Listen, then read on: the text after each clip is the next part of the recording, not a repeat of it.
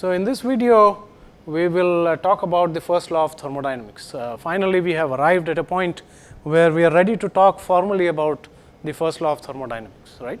So, we did look at heat interaction, work interaction and mass exchange interaction. So, what people found was that this is an experiment that was conducted by Joule, right, and what he found was that if you have an adiabatic system,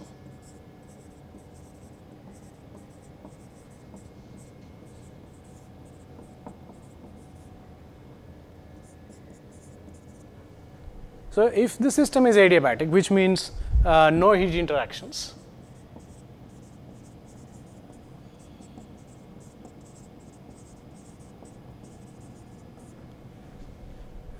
then all work interactions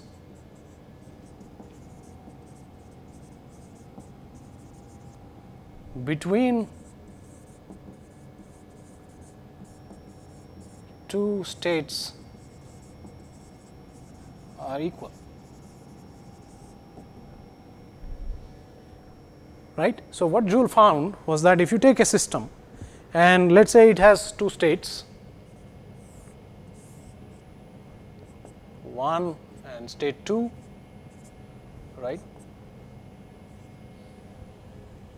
and if you went from system 1 state 1 to state 2, then if the system was adiabatic, which means that there is no heat interaction, right. So, this is a basic condition.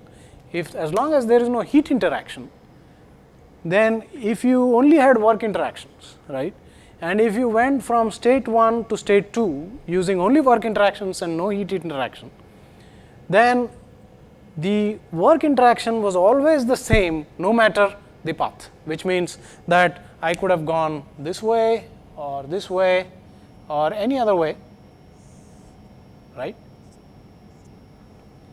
I had the same work interaction. Now, normally speaking, work is a path function, is a process dependent function, right.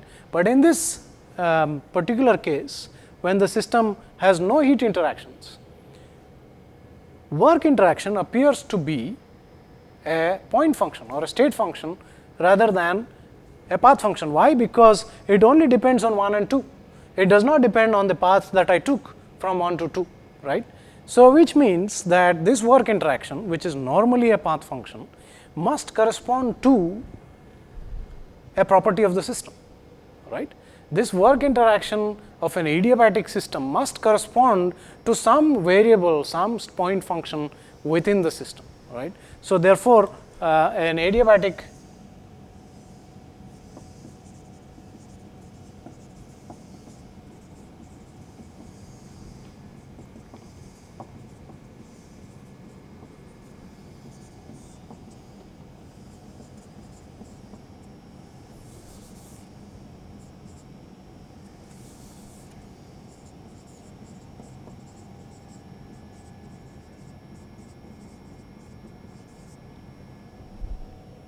right. So, adiabatic work interaction must correspond to some system property, and that some system property is called the energy E.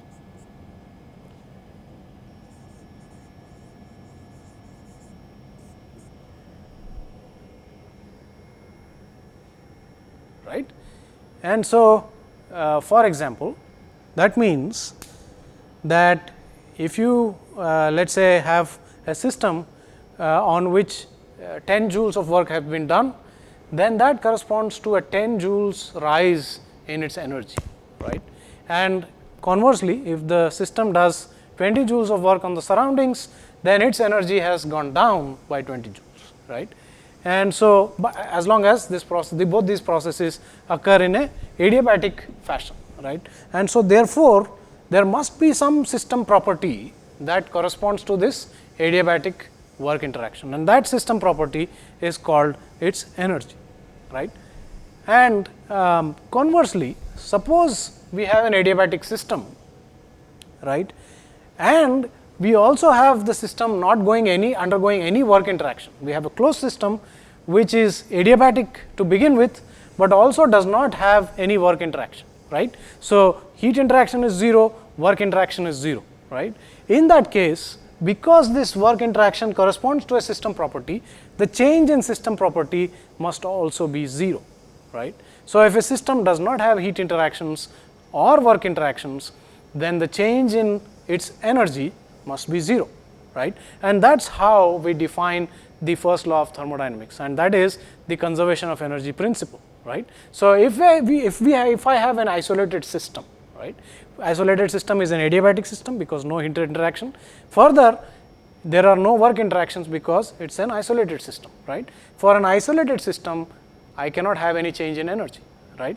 And so, we assume that the universe is an isolated system, right, which does not have heat interactions and therefore, it is adiabatic, and which does not have any work interactions, and therefore, the energy of the universe cannot change, which means that the total energy of the universe remains constant. So, for an isolated system, what this ultimately means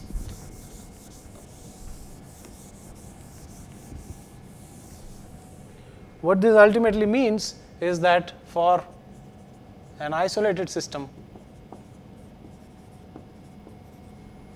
such as our universe, the total energy is a constant, or I can write delta E is equal to 0 for an isolated system, right. And we assume that our universe is an isolated system, and so therefore, its energy is constant and the change in energy is 0. Then, if I have a system that is not isolated, right, and let us define the system this way.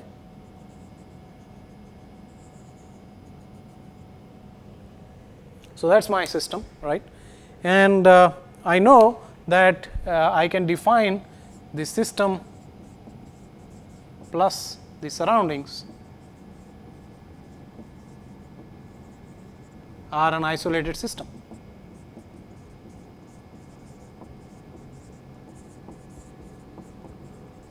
That is, the system and its surroundings are together an isolated system, which means that delta E of the system plus surroundings is equal to 0, right. The change in energy of the system and surroundings together, because that they form an isolated system, the system and surroundings together, the change in their energy must be 0. And now, I can consider my original system as my system and the surroundings is another system, right.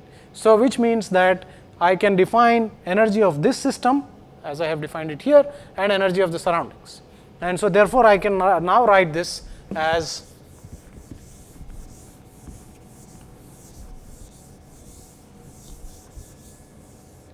delta E of the system is equal to minus delta E of the surroundings. Why? Because I can write delta E system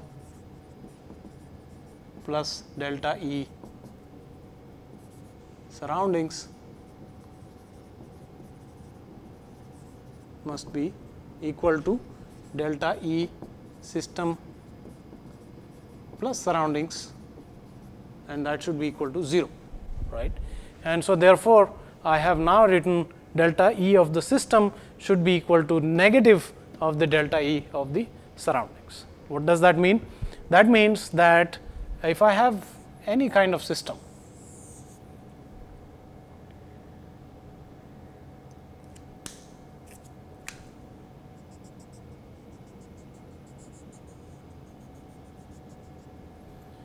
then I must have delta E of the system, right, should be equal to negative of the delta E of the surroundings, and so that is equal to negative of delta E of the surroundings, right. So, whatever energy enters from the surroundings to my system, right. So, that is a negative of the energy of the surroundings, right. So, minus energy in, right. And whatever goes from this system to the surroundings has got to be a gain in energy of the surroundings, and so therefore, I will write that as E out, right. And so, I can write this as delta E system is equal to E in minus E out. What this basically means is that the energy entering minus energy leaving a system has to be the change in energy of the system, right. And this is basically a manifestation of the observation that all adiabatic systems undergoing state change from state 1 to state 2 have the same work interaction, right. And so, that's a direct manifestation of that observation, and then assuming that our universe is an isolated system, its energy therefore does not change, and so therefore, we must have delta E system equal to negative of the delta E surroundings, and from there we get this, which is delta E system is equals E in minus E out, right.